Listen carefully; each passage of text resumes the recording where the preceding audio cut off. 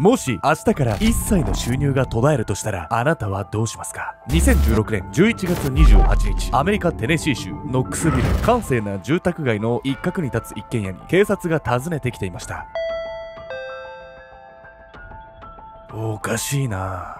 その家に住む女性は数日、職場を無断欠勤していました。そして通報を受けた警察が玄関ドアのガラス窓から確認したのは、生鮮食品の入った買い物袋。玄関に放置されたその袋から女性が出かけたとは考えにくい状況でしたが、いくらチャイムを鳴らしても誰も姿を現さないんです。警察はやむを得ずガレージから家の中に侵入。すると、なんだこの匂いは。家の中は異様な熱気に包まれ、化学薬品の匂いが充満していました。警察はためらいながらも顔を腕でかばいながら部屋の奥へ進むことに。するとそこで待っていたのは、ストーブの上で煮えたぎる巨大な寸胴鍋。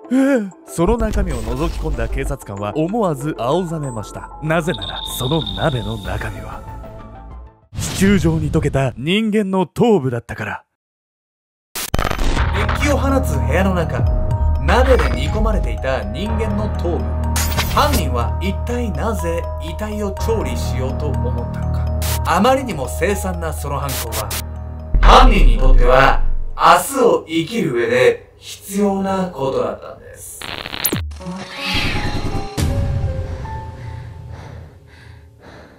おっそす、そろそろ暖かくなってきたんでピクニックに行きてえな。ケンちゃんです。男子のみんな、そろそろ鍛え始めないと夏に間に合わないぞ。ヤミコです。というわけでね、もう暖かくなってきましたね、最近はね。まあそうね。もう夏も近いわよ。まだ春なんですけど、ピクニックとかね、僕ら割とね、前新宿御苑とか近かったんで、桜見に行ってたわね。見に行ってたんですけど、ちょっとね、ここら辺あんま自然ないから。桜ってお花屋さんに売ってたりするから、ここにガッと飾ればいいね。でっかいの飾れるわよ。そういうことじゃないね。そういうことだよ。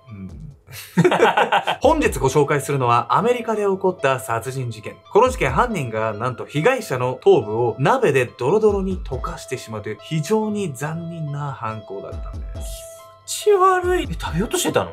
実はね、食べようとしたってわけではないんですけれど、とするとね、犯人はね、遺体を何の目的で煮たのかっていうのが気になりますよね。実はそのね、犯行の意図っていうのは、現場の状況から推測ができるんです。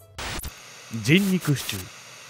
2016年11月28日、アメリカテネシー州ノックスビル。この日の朝、警察に1本の通報が入りました。部下に何度電話しても連絡がつかないんです。無断欠勤なんてしたことなかったのに。音信不通になっているのは、大手建築コンサルティング会社に勤めるリサ・ガイ。彼女は無断欠勤を続けており、携帯や自宅に電話をかけても誰も出ないというんです。そこから警察はリサの自宅へ急行。すると、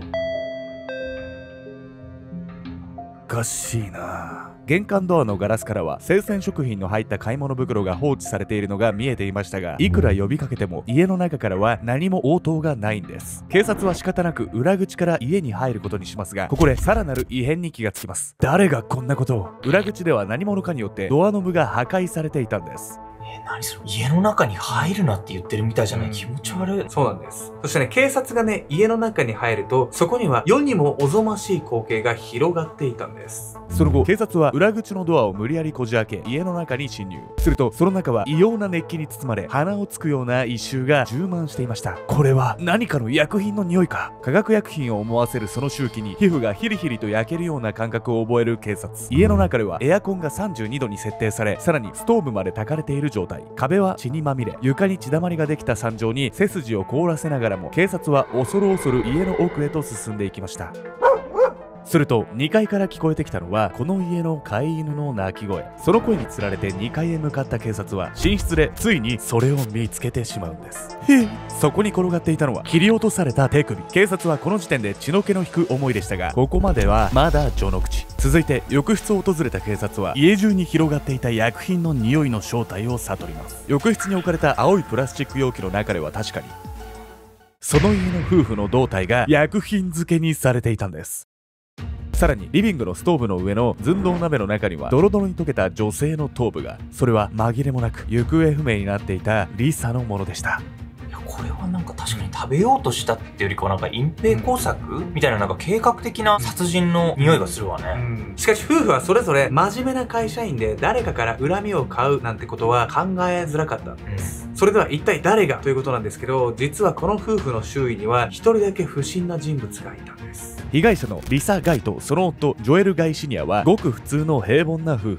現場となった自宅で2人暮らしをしていました。彼らには3人の子供がいましたが、2人の娘はすでに結婚。形成外科医を目指していた息子は大学付近のアパートで暮らし、数年前から親元を離れていたんです。その中で警察に嫌疑をかけられることになったのは、一人暮らしをしていた息子ジョエル・マイケル・ガイ。事件の3日前、家族はアメリカの祝日感謝祭の食事を共にしており、その際に姉のミシェルがマイケルの不審な動きを目にしていたんです。感謝祭の日、マイケルの車に用途のわからない青い容器が積んであったんです。ミシェルの言う青い容器とは、そう、夫婦の遺体が薬品漬けにされていたあの容器。さらに警察はマイケルが化学薬品を購入した際の領収書を入手。彼が犯人であることはほぼ確実となり、数日の張り込みの末、車に乗ってどこかへ行こうとしたマイケルを逮捕するんです。遺体は自宅で発見されたものの他にも車で運ばれ、山中にも遺棄されていました。山中の遺体には30箇所以上の刺し傷があり、マイケルが両親に深い恨みを抱いていたことを如実に物語っていたんです。実の両親に対してさ、こんなことできるって何があったのよ。両親はね、何も悪いことはしていないんです。ただ両親のある決断がマイケルにとってはどうしても許せないものだったんです。親不孝者の沸点。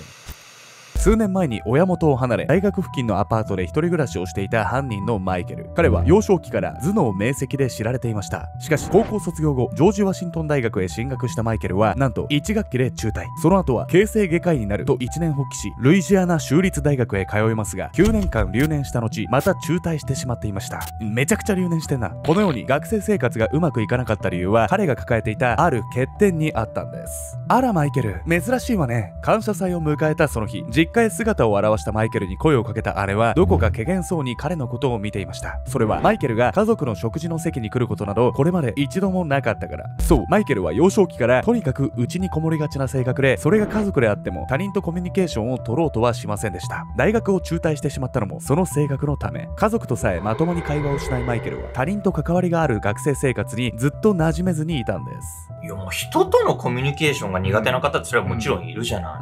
でもまあ家族とも話せないっていうのはなかなかそこまでの人は珍しいんじゃないかしらね。でもそれにしてもなんでここから接点がない分何か火種もないのに両親を殺すまで行くって何があったの？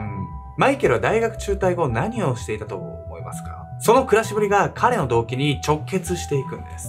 マイケルが大学を中退したのは事件の約1年前。他人とのコミュニケーションが極端に苦手だった彼は、その後就活もしようとせず、両親の仕送りを当てに引きこもりの生活をしていました。特に母親のリサはマイケルを溺愛しており、給与のほとんどを彼の生活費に充てている状態。母親さえいればマイケルは苦手な一般社会に出ていく必要もなかったんです。しかしそんな日々は長くは続きませんでした。事件の数ヶ月前、父ジョエルは母リサに向かいこんなことを告げました。今日会社で解雇を言い渡されたよ。俺ももうそろそろ働ける年じゃないみたいだ。その報告はジョエルが長年勤めてきたエンジニアの職を辞めること以外にもう一つの意味を含んでいました。実はジョエルは自分の辞職を機に妻と2人で隠居生活を始めようと考えていたんです。ここから夫婦はノックスビルの自宅を売りに出し、故郷のテネシー州サーゴインズヒルに戻ることを決意。この時点で夫婦は息子のマイケルに特に何も話をしていませんでしたが、両親が引っ越しの準備をしているのを見て、彼は次のように察するんです。ふざけるな、俺の仕送りはどうなるんだ。いや、そりゃね、お父さんがお仕事辞めちゃったら仕送りする余裕なんてさ、もちろんないじゃない。でも、それが殺人の動機だとしたら、本当お門違いな話よ、これ。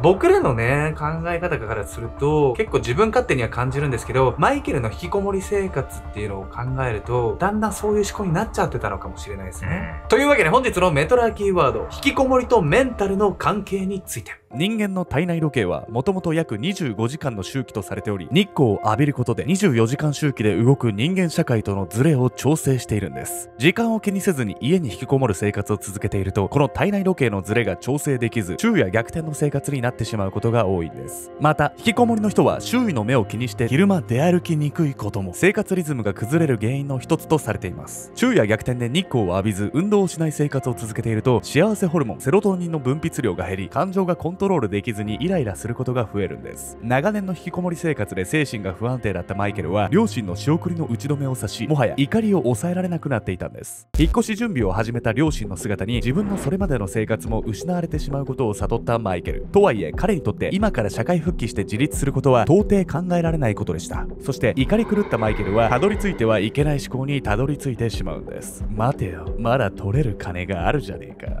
そう、マイケルは知っていたんです。両親に約7500万円もの生命保険がかけられていることを。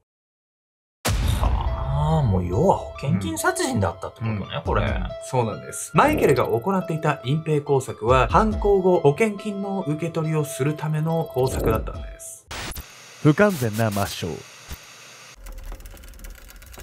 2016年11月26日、その日父ジョエルは自宅2階のトレーニングルームで日課のトレーニングに励んでいました。そんな最中のこと。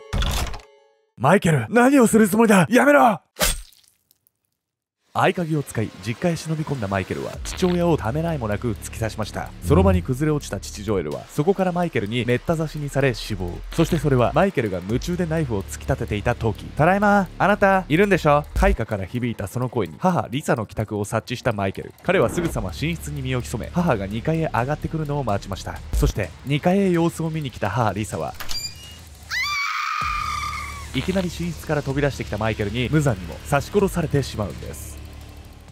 それはマイケルが両親の遺体を散々にもてあそんだ後のこと。さて、あとは遺体の抹消か。ボロボロになった両親の遺体を前にぽっつりとつぶやいたマイケル。そう、保険金を手に入れるには遺体をそのままにしておくわけにはいかない。マイケルは両親の遺体を抹消し、彼らの行方不明を偽装する計画を練っていた。用意していた青い容器を遺体のそばまで引きずると、その中に薬品を注ぎ始めたマイケル。彼は何度も切りつけた両親の遺体をその薬品の中に沈めた。遺体をめった刺しにしたのは薬品を浸透させ分解を早めるためだった。そして遺体入りの容器を浴室へ運ぶと、マイケルが次に向かった場所は1階のリビング。効率よく溶かすにはこの方法が一番だ。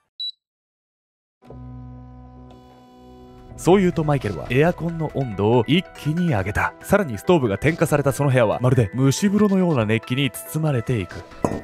仕上げとばかりに大量の薬品が入った寸胴鍋をストーブの上に置いたマイケル。給料の全てを自分の仕送りに当ててくれた母リサ。マイケルはそんな母親の頭部をただ無表情にその鍋へ放り込んだ。いやーね、もう自分が何もせずに暮らせてたのは両親のおかげでもあるじゃない。それなのにこんな仕打ちは悲しいわよね。マイケルにとってはね、両親から仕送りを送ってもらったのが当たり前だったんでしょうね。実際に感謝の気持ちあれば、ちょっとでも自立しようと動きますからね。父ジョエルと母リサの遺体発見時、現場へ駆けつけた警察はその時の様子を次のように語りました。あの匂いが頭から離れないんです。夢にまで出てくるほど。中でもトラウマとなったのは母リサの頭部が入った鍋の蓋を開けた瞬間。警察はその光景を悪魔のシチューと表現しました。裁判においてマイケルは一貫して罪を認めようとはしませんでした。しかし薬品購入の領収書や防犯カメラ映像、殺人計画のメモ、父ジョエルと争った際に負った傷などが証拠となり、もはや弁明の余地は皆無。こうして事件からおよそ4年後の2020年11月19日、第1級殺人、死体損壊などの罪に問われたマイケルに下された判決は終身刑2回。現在彼はテネシー州内の刑務所に収監されています。マイケルはアパートで一人暮らしをしている間、ほとんど外を出歩くこともなく、近隣住民の多くは彼と一切話をしたことはありませんでした。対人関係に不安があったマイケルのこと、彼が社会に出て働く負担の大きさは僕らには想像できるものではないのかもしれません。しかし多くの人はそうした環境変化に立ち向かうことで成長していくんです。マイケルに本当に必要だったのはお金ではなく、社会とつながるきっかけだったのではないでしょうか。